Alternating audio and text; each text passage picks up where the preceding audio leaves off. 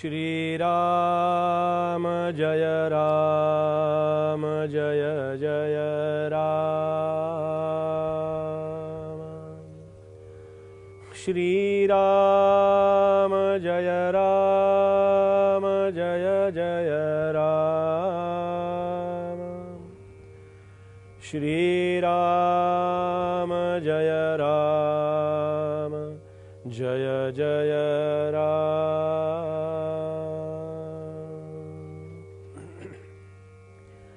अहो जानरा राम विश्वास नाही, तया पामरा बाधिजे सर्व काही। महाराज तो स्वामी कैवल्यदाता, वृथा वाहणे देह संसार चिंता।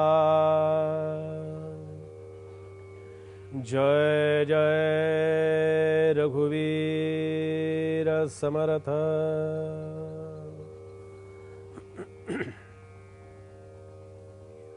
समर्थांच्या मनोबोधाचं चिंतन आपण करतो आहोत। हे चिंतन अशासाठी करतो आहोत की आपल्या मनावरती, आपल्या वृत्तीवरती, आपल्या बुद्धीवरती आणि आपल्या चित्तावरती सतत राम कृपेचा आणि राम आशीर्वादाचा आपल्याला आनंद घेता यावा। कारण वृत्ती ही नेहमी आपल्याला आनंद होतो तो कुठे होतो? आपल्याला आनंद होतो ना, हा पहिल्यांदा आपल्या अंतर्वृत्तीवरती होत असतो आणि मग त्या आनंदाच्या वृत्ती बाहेर येत असतात। आनंद होतो, आम्ही ऐकतो, प्रत्येक शब्द ऐकतो, डोळ्यानं एखादं दृश्य पाहतो, पाहिल्यानंतर आम्हाला ते दृश्य बघितल्यावर आनंद वाटतो। पण आम्ही ते दृश्य बघितलं, काहीतरी ऐकलं, ते ऐकलेलं असताना ते खोलवर अंतर्वृत्तीपर्यंत जाऊन पोहोचलेलं असतं आणि तिथून त्याचे परिणाम आपल्याला बाहेर पडलेले दिसत असतात, तेव्हा आनंद होतो। आनंद असा उगीच होत नाही। आनंदाची व्यवस्था अशी आहे, दुःखाची व्यवस्था ही अशीच आहे। दुःख जेव्हा होतं ना, तेव्हा ते दुःख आतपर्यंत कुठंतरी पोहोचलेलं असतं। पहा, दुःख झालं की डोळ्यामध्ये पाणी येतं की नाही? असं डोळ्यामध्ये पाणी येणं किंवा असे काहीतरी आपल्या मनावरती, वृत्तीवरती असे झालेले परिणाम प्रत्यक्ष पाहायला मिळतात। कुणी एखादा रागवतो माणूस, एखादा टाकून बोलतो, एखादा आपली स्तुती करतो। स्तुती केल्यानंतर सुद्धा आनंदाच्या लहरी जेव्हा त्या उमटतात ना, त्या आनंदाच्या लहरी फक्त चेहऱ्यापुरत्या आणि आपल्या याच्यापुरत्या मर्यादित नसतात। त्या आनंदाची वृत्ती जी असते, त्या स्तुतीचा झालेला आनंद हा अंतर्मनाच्या अंतर्वृत्तीपर्यंत पोहोचलेला असतो आणि तिथून तो बाहेर व्यक्त होतो। प्रत्येक कुठलीही कृती, कोणतंही कर्म हे अंतर्वृत्तीशी जोडलेलं आहे। म्हणून ती समर्थ या ठिकाणी श्लोकामध्ये असं म्हणतात की अहो जा नरा राम विश्वास नाही। आता हा राम विश्वास म्हणजे नेमकं काय? रामावरती विश्वास म्हणजे राम या देवतापुरता किंवा राम या मूर्तीपुरता, राम या फक्त अवतारापुरता, असा एवढ्यापुरता मर्यादित आहे का विषय? राम आणि रामावरती विश्वास नाही याचा अर्थ माझाच माझ्यावरती विश्वास नाही। आपण पाहिलेलं आहे की राम हे स्वरूप आहे, राम हे अशा प्रकारचं अंतर्वृत्तीमध्ये असणारं सामर्थ्य, त्याला समर्थ राम असं म्हणतात। मग ते मूर्तीच्या रूपानं व्यक्त झालं तेव्हा ते आम्हाला समजलं, हे आता अशाच प्रकारची रामाची मूर्ती होती किंवा अशा प्रकारचं रामाचं स्वरूप होतं, असं सिद्ध करायला काही आहे आपल्याकडे? काही नाही आहे।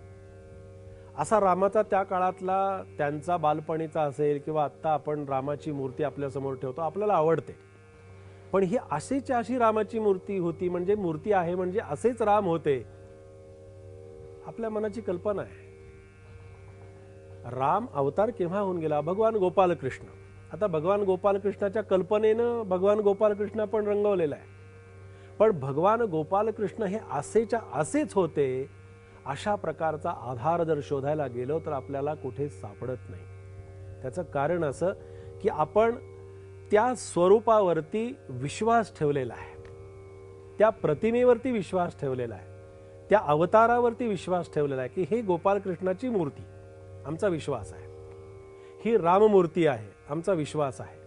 पण विश्वास हा आम्ही सिद्धांताने ठेवलेला नाही आहे. हा विश्वास हा आम्ही आमच्या कल्पनेनं ठेवलेला आहे. म्हणजे काय केलेलं आहे तर आम्ही आमच्या कल्पनेवरती संपूर्ण विश्वास टाकलेला आहे. ही अशीच्या अशी रामाची मूर्ती, अशीच्या अशी देवीची मूर्ती, अशीच्या अशी मारुतीची मूर्ती. मारुतीची एक शक्ती संपन्न देवता म्हणून अशा प्रकारचा मारुती होता. पण मारुती असाच होता असं जर कोणी विचारलं, असाच होता का, तर त्याचं उत्तर शोधणं फार कठीण आहे. म्हणजे याचाच अर्थ की या श्लोकाच्या अनुषंगानं मला असं चिंतन ठेवावं असं वाटलं की हा संपूर्ण विश्वासाचाच विषय आहे. आणि हा विश्वास समर्थ म्हणतात की ज्याचा विश्वास नाही त्याचे काय परिणाम होतात.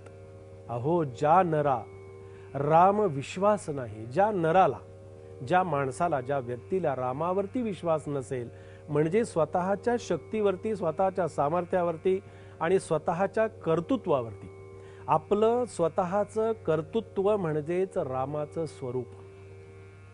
रामाचं स्वरूप आणि आपलं कर्तृत्व वेगळं भिन्न असत नाही. ते कर्तृत्व संपन्न माणूस, कर्तृत्व संपन्न व्यक्ती ही खऱ्या अर्थानं रामाची उपासक आहे. हे रामाचीच खऱ्या अर्थानं ती व्यक्ती, हे रामाचं खरा सेवक तो आहे की रामावरती विश्वास त्याचा आहे की नाही, रामाची पूजा तो करतो आहे की नाही, पण राम या सामर्थ्याची उपासना मात्र तो नक्की करतो आहे. राम या चैतन्याची उपासना तो नक्की करतो आहे. राम या शक्ती स्वरूपाची उपासना तो निश्चित करतो आहे. म्हणजे याचाच अर्थ तो रामावरती संपूर्ण विश्वास ठेवतो आहे. आणि तो विश्वास बाबा तुझा असावा असं कोण कोणाला सांगतंय? असं समर्थ आपल्या मनाला समजावतायत. हे कधी विसरून चालणार नाही. पण महाराज तो स्वामी कैवल्यदाता. माझे राम, माझे महाराज कसे आहेत? माझे महाराज हे कैवल्याची प्राप्ती करून देणारे आहेत. तुला त्याची कल्पनाही नाही. कैवल्य पदप्राप्ती याचा अर्थ की सगळं त्याच्यामध्ये आलं, काहीच शिल्लक राहत नाही. मिळवायचं, आणखीन आपल्याला प्राप्त व्हायचं असं काही शिल्लक राहत नाही, म्हणजे ती कैवल्याची प्राप्ती असते. आणि अशा कैवल्य प्राप्तीची आपल्याला कृपा करणारा असे राम म्हणून तुझ्या पाठीशी तो आहे. आणि वृथा वाहणे देह संसार चिंता असं असताना, तो पाठीराखा असताना, तुझा सांभाळ करणारा असताना, कैवल्य पदप्राप्ती तुला करून देणारा असताना, तू देह संसार चिंता याच्यामध्ये घडून गेलायस. वृथा कारण नसताना तू देह आणि संसाराची चिंता करतो आहेस. हे समर्थांनी खेदानं वाक्य उच्चारलेलं आहे बरं का. आणि ते खेदजनक, खेदकारक अशा प्रकारचं वाक्य आहे की तू हे काय करतो आहेस, तुला या सगळ्या चिंता करण्याचं काहीही कारण नाही. असा माझा राम तुझ्या सदैव पाठीशी आहे. असंच समर्थांचं हे चिंतन या श्लोकाच्या माध्यमातून आज आपण इथे श्रवण केलेलं आहे. जय जय रघुवीर समर्थ.